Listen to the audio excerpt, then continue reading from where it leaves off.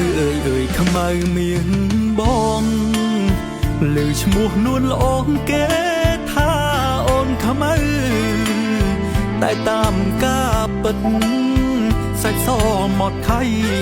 តែម្ដាយស្រីថ្លៃហៅขมៅពីតូច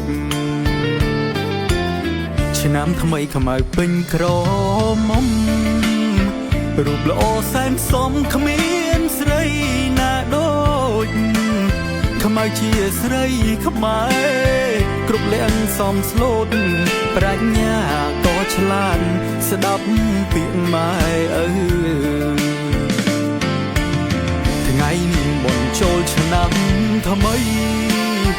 បងឃើញขมៅស្រីអូនរៀមចំផ្ទាំងបោះរៀនទេវតា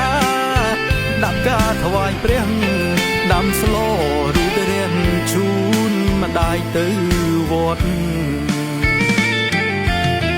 បងឃើញขมៅពូនភ្នំខ្សាច់រួចអូនដាក់បាតដ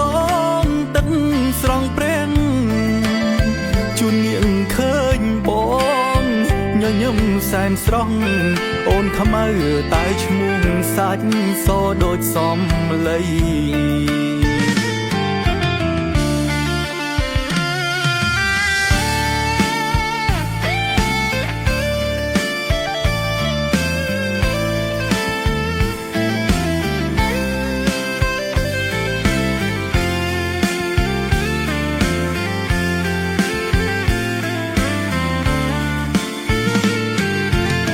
ថ្ងៃនេះបុណ្យចូលឆ្នាំថ្មីបងឃើញขมៅស្រីអូ